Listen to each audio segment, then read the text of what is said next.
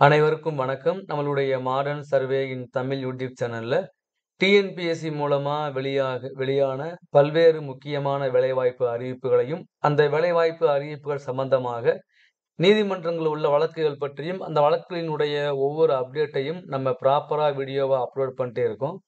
அதுல பார்த்தீங்கன்னா, எல்லாரும் ரொம்ப ஆர்வமா உள்ள வழக்குகள்ல ஒரு மிக முக்கியமான வழக்கு, field surveyor and draftsman exam உடைய 3ஆம் கட்ட கவுன்சிலிங் நடக்குமா? நடக்க வாய்ப்பு இருக்கா? அப்படிங்கிறது தான். இத பத்தி நம்ம நெறைய வீடியோ அப்லோட் பண்ணியிருக்கோம் டீட்டெயிலா. அதுல பார்த்தீங்க அப்படின்னா, உங்க அனைவருக்குமே தெரியும்.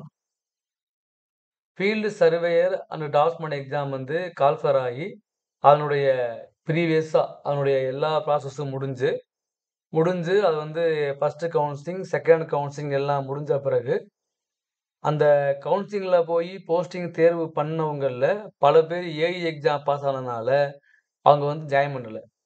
200க்கு மேற்பட்டவங்க ஏஇ எக்ஸாம் போனதுனால, அவங்க அப்பாயின்ட்மென்ட் ஆர்டர் வாங்க வரவே இல்ல. அதனால அந்த வேக்கன்ட்டா உள்ள போஸ்ட்ட எல்லாம் வந்து கவுன்சிலிங் 3 வச்சு ஃபில் பண்ணுங்க அப்படின்னு சொல்லி, அந்த TNPSC field surveyor and draftsman exam எழுதினவங்க வழக்கு போட்டிருக்காங்க. அந்த வழக்கு பார்த்தீங்கன்னா, பதியப்பட்டது வந்து என்னைக்கு அப்டின்னா, நம்ம வந்து ஃபுல் ஹிஸ்டரிய பார்ப்போம். அந்த வழக்கு வந்து பதியப்பட்டது 12 ஆகஸ்ட் 24. பதிவு செய்யப்பட்டது 27/8/24 ஓகேங்களா? இந்த வழக்கினுடைய எண் பார்த்தீங்கன்னா, ரிட் அப்பீல் 2636/2024 ஓகேங்களா? இதான் வந்து இருந்தது. இந்த வழக்கு பார்த்தீங்கன்னா, நெறைய ஹியரிங் தாண்டி போயிடுச்சு. 30/8ல ஒரு ஹியரிங் வருது. அப்புறம் டிசம்பர் 2ல, டிசம்பர் 9ல, டிசம்பர் 16ல, அப்புறம் நம்மளுடைய 22 ஜனவரில, அப்புறம் மார்ச் 4, மார்ச் 5, அப்புறம் மார்ச் 17, மார்ச் 19ல வந்து அது வந்து நின்னுச்சு. நம்ம வீடியோ போட்டிருக்கோம். இப்ப என்ன போட்டிருக்காங்க அப்டின்னா, ஜட்ஜ்மென்ட் ரிசர்வ்ட்ன்னு போட்டிருக்காங்க. ஜட்ஜ்மென்ட் ரிசர்வ்டு அப்டின்னா என்ன அப்டின்னா, ஜட்ஜ்மென்ட் வந்து ரிசர்வ்ட்ன்னு போட்டிருக்காங்க அப்டின்னா என்ன? அப்ப மார்ச் 19ஆம் தேதி இந்த ஃபீல்டு சர்வேயர் டிராஃப்ட்ஸ்மேனுடைய கேஸ் வந்து ஃபைனலைஸ் ஆயிடுச்சு அப்டிங்கிறாங்க. சரி அடுத்த ஹியரிங் எப்ப வரும்? இதுக்கு தீர்ப்பு என்ன வரும்? 3 கவுன்சிலிங் வப்பாங்களா? வைக்க மாட்டாங்களா? அல்லது 3 கவுன்சிலிங் இல்லையா? அப்படின்னு பல கேள்வி இருக்கு. இந்த இந்த எக்ஸாம் பார்த்தீங்க அப்படின்னா, 2023ஆம் ஆண்டு வெளியான ஃபீல்ட் சர்வேயர் எக்ஸாம்.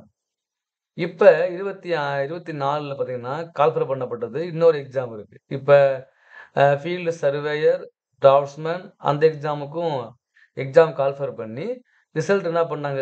ரிசல்ட் வெளியிட்டாங்க. ஆனா, ஃபீல்டு சர்வேயரு, டிராஃப்ட்ஸ்மேனு, அப்புறம் வந்து சர்வேயரு, அப்புறம் வந்து சில பேருக்கு மஸ்ட் அண்ட் அஸ்மென்ட் போஸ்ட் என்ன பண்ண ரிசல்ட்ட வந்து ஹோல்டு பண்ணிட்டாங்க. ஏன் அப்புட்ன்னா, அவங்க அவங்க வந்து இந்த வழக்குகள்னால என்ன பண்ணாங்க, அந்த ரிசல்ட்ட வந்து அவங்க ஹோல்டு பண்ணிட்டாங்க அப்படின்னு வீடியோ போட்டிருக்கோம். 2023ஆம் ஆண்டு வெளியான இந்த ஃபீல்டு சர்வேயர் டிராஃப்ட்ஸ்மேன் எக்ஸாமினுடைய அ மீது போடப்பட்ட வழக்கானது இன்னும் வந்து ப்ராசஸ் ஆயிட்டே இருக்கு. இந்த வழக்கினுடைய தீர்ப்பு என்னவாகுதோ, அத பொறுத்து தான் 2024ஆம் ஆண்டு வெளியான ஃபீல்டு சர்வேயர் டிராஃப்ட்ஸ்மேன் எக்ஸாமுடைய ரிசல்ட் வெளிவரும் அப்படிங்கிறது தான் ஒரு பொதுவான கருத்து. இப்ப ஜட்ஜ்மென்ட் வந்து ரிசர்வ்ன்னு போட்டிருக்காங்க இல்லையா? அப்ப ஜட்ஜ்மென்ட் என்னவா இருக்கும்?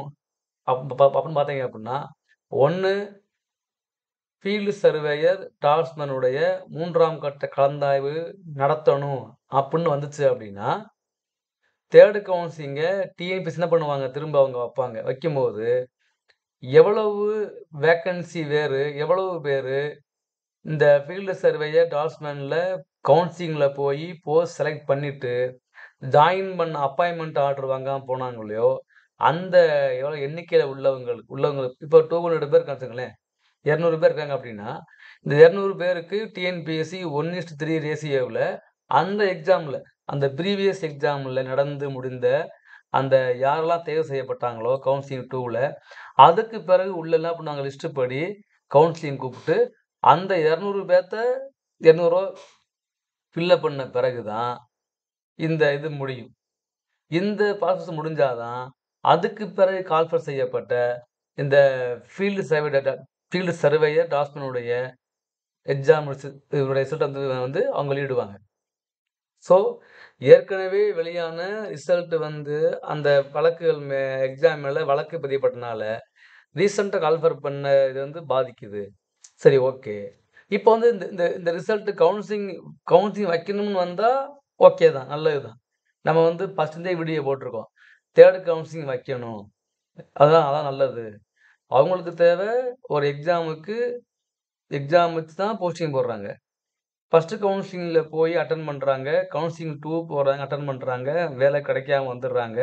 ஆனா, கவுன்சிலிங்ல போய் போஸ்டிங் தேர்வு பண்ணவங்க, ஏஇ எக்ஸாம் பாஸ் பண்ணனால, அவங்க சர்வேயர் போஸ்ட் ஜாயின் பண்ணல. அப்ப எப்படியும் அது வேக்கன்ட்டா தான் இருக்கு. வேக்கன்ட்டா உள்ள போஸ்ட்ட கவுன்சிலிங் 3 வச்சு அவங்க போட்டுருக்கலாம். ஆனா என்ன பண்ட்டாங்க டிஎன்பிஎஸ்சி, கவுன்சிலிங்ல போய் போஸ்டிங் செலக்ட் பண்ணிட்டாங்கன்னா, அது வந்து வேக்கன்சி கிடையாது. ஃபில் அப் ஆயிட்டு தான் காட்டும். ஒருத்தர் கவுன்சிலிங்ல போய் வேக்கன்ட் செலக்ட் பண்ணிட்டாங்கன்னா, ஜாயின் பண்றதும், பண்ணாததும் அவருடைய இஷ்டம். அது வந்து வேக்கன்ட்டா காட்ட முடியாதுன்னு சொல்லி அவங்க என்ன பண்ணிட்டாங்க, ரிப்ளை பண்ணிட்டாங்க. அப்புறம் அது வழக்குகள் போயி, அந்த வழக்குகளும் சரியா இல்லாம அத மீண்டும் அப்பீல் பண்ணி, அத விடாம ஃபாலோ பண்ணி இன்னைக்கு வந்து ஃபைனலைஸ் ஆயிருக்கு. நம்ம வந்து முதல்ல இருந்து என்ன பண்றோம்னா, ஃபர்ஸ்ட் இருந்தே 3ஆம் கட்ட கவுன்சிலிங் நடத்தணும். நடத்தி அந்த வேலைவாய்ப்ப ஃபில் அப் பண்ணணும் அப்படின்னு தான் வீடியோ போட்டிருக்கோம். ஆனா, அந்த வழக்கு வந்து இருக்கும்போதே, டிஎன்பிஎஸ்சி என்ன பண்ணிட்டாங்க, ஃபீல்டு சர்வேயருக்கு இன்னொரு எக்ஸாம் என்ன பண்ணிட்டாங்க அவங்க கனெக்ட் பண்ணிட்டாங்க. Combined technical service examination diploma ITI லெவல்னு கால் பண்ணிட்டாங்க. இப்ப என்ன ஆயிடுச்சு அப்படின்னா, இந்த தீர்ப்பு என்ன வரும் அப்புட்ன்னா, 3ஆம் கட்ட கவுன்சிலிங் வச்சு நீங்க போஸ்டிங் போடணும் அப்புட்ன்ட்டாங்கன்னா, இந்த எவ்வளவு வேக்கன்ட் இருக்கோ, அந்த வேக்கன்ட் எல்லாம் கழிச்சுட்டு தான் இந்த எக்ஸாம்ல வேக்கன்ட் ஆட் பண்ணுவாங்க. அதுதான் உண்மை. ஏன்னா, இதுவரைக்கும் அந்த ஃபர்ஸ்ட் எக்ஸாம்ல ஃபில் அப் ஆனது போக, மீதி உள்ள எல்லா வேக்கன்சியுமே இந்த எக்ஸாம்ல என்ன பண்ணிருப்பாங்க அவங்க சேர்த்திருப்பாங்க. அப்ப இந்த 3ஆம் கட்ட கவுன்சிலிங் வச்சு, அது எவ்வளவு வேக்கன்ட் ஃபில் அப் ஆகுதோ, அந்த ஃபில் அப் ஆகுற வேக்கன்சிய இப்ப இவங்க கால்ஃபர் பண்ணியிருக்காங்க இல்லையா? அதோட கழிச்சுட்டு தான் ஆட் பண்ணுவாங்க. ஓகேங்களா? இது ஒண்ணு.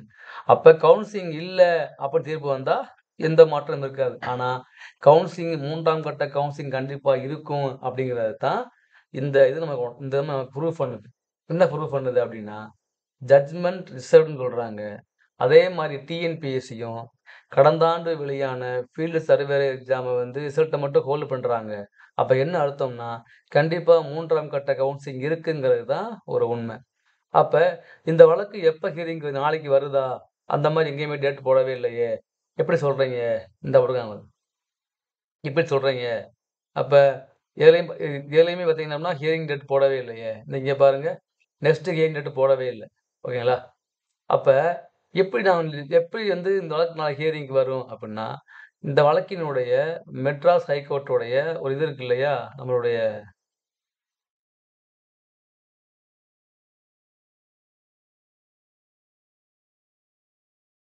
இது மெட்ராஸ் ஹைகோர்ட்டுடைய நாளைக்கு என்னென்ன வழக்குகள்லாம் வரப்போது அப்டிங்கக்கூடிய அந்த கேஸ் லிஸ்ட் ஓகேங்களா? இந்த போட்டிருக்கேன் பாருங்க. Court number 3A the honourable mister justice R. Subramanian, mister G. Arulmurugan sir 2 பேர் இருக்காங்க. To be heard through video conferencing hybrid mode, physical mode on Wednesday, the 9th day of April 2025, 10:30 AM regular list. ஓகேங்களா? இதான் link. So நீங்க இந்த லிங்க்ல போனீங்கன்னா, நீங்க வீடியோலயே நீங்க பார்த்துக்கலாம். ஓகேங்களா? அதுல என்ன போட்டிருக்கு? நாளைக்கு 10:30க்கு வரக்கூடிய ரெகுலர் லிஸ்ட். அதுல பார்த்தீங்கன்னா, ஃபர்ஸ்ட் என்ன இருக்குன்னு பாருங்க. Writ appeal 2636 2024 R. Manikandan and 32 others vs TNPSC. ஓகேங்களா?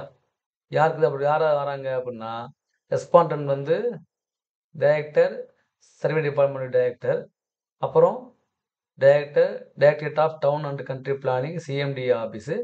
ஓகேங்களா? இவங்க தானே அது ரெஸ்பாண்டன்ட் 1, ரெஸ்பாண்டன்ட் 2. ஏன்னா field surveyor, draftsman, surveyor cum attendant draftsman இந்த 3 எக்ஸாம் ரிசல்ட் என்ன பண்ணிட்டாங்க அவங்க ஃபுல்லா பண்ணுங்கிறாங்க. ஸோ இப்ப நமக்கு இந்த வழக்கு நாளைக்கு 10:30க்கு கோர்ட்டுக்கு வருது அப்படின்னா, கண்டிப்பா வந்து மேக்ஸிமமே இல்ல. கண்டிப்பா வந்து 3ஆம் கட்ட கவுன்சிலிங் இருக்கும் அப்படிங்கிறது தான் நமக்கு தெரியுது. நம்ம அறிவுக்கு எட்டிய வரை அதான் தெரியுது. ஏன் அப்டின்னா, 3ஆம் கட்ட கவுன்சிலிங் இல்ல அப்படின்னு தீர்ப்பு வந்த மாரி இருந்தா, டிஎன்பிஎஸ்சி கடந்த ஆண்டு இப்ப வெளியிட்டாங்க இல்லையா? கம்பைன்ட் டெக்னிக்கல் சர்வீஸ் எக்ஸாமினேஷனுடைய ரிசல்ட்ட வந்து அவங்க ஹோல்டு பண்ண மாட்டாங்கன்னு தான் என்னுடைய ஒரு தனிப்பட்ட கருத்து. இப்ப வெயிட் பண்ணி பார்ப்போம். ஸோ 3ஆம் கட்ட கவுன்சிலிங் நாளைக்கு இருக்குன்னு கோர்ட் வந்து அனௌன்ஸ் பண்ணுவாங்க. அப்படி பண்ணும்போது டிஎன்பிஎஸ்சி அத முறையா வந்து அவங்க வெப்சைட்ல அறிவிப்பாங்க அப்படின்னு நம்ம நெனைக்கிறோம். ஆனா வந்து என்ன நடக்கும்னு நமக்கு தெரியாது இல்லையா? ஸோ நான் வெயிட் பண்ணி பார்ப்போம். தீர்ப்ப பொறுத்து நம்ம வந்து ப்ராப்பரா வீடியோ அப்லோட் பண்ணுவோம். கமெண்ட்ல எல்லாரும் கேட்குறாங்க சர்வேயர் கவுன்சிலிங் இருக்கா? இருக்கான்னு. இருக்குன்னா ஏதாவது எந்த அப்டேட்னாலும் உண்மையா இருக்கணும். அப்ப வீடியோ அப்லோட் பண்ணணும். சும்மா பேருக்கு வீடியோ போடக்கூடாது. ஸோ ப்ராப்பரா நமக்கு நமக்கு தகவல் கிடைச்சா, வீடியோ நம்ம கண்டிப்பா நம்ம அப்லோட் பண்ணுவோம். ஸோ நாளைக்கு இந்த கேஸ் இதுதான் வந்து அந்த கேஸு. எப்படி நம்புறது அப்டின்னா, இங்க பார்த்தா தெரியும் உங்களுக்கு. இந்தா இருக்கு. 26, 36 இந்த மேலே இருக்கு. இந்த தான் 26, 36 இந்த இதுதான் நாளைக்கு நமக்கு ஹியரிங் வருது. 9த் day of April 2025 at 10:30 AM. So wait பண்ணுங்க. எல்லாரும் பாருங்க. நீங்களும் இந்த லிங்க்ல போய் பாருங்க. கவுன்சிலிங் இருக்கா இல்லையா நீங்களே பார்த்துக்கலாம். பாருங்க. ஏதாவது உங்களுக்கு டவுட்னா கமெண்ட்ல கேளுங்க. நான் ரிப்ளை பண்றேன். Thank you.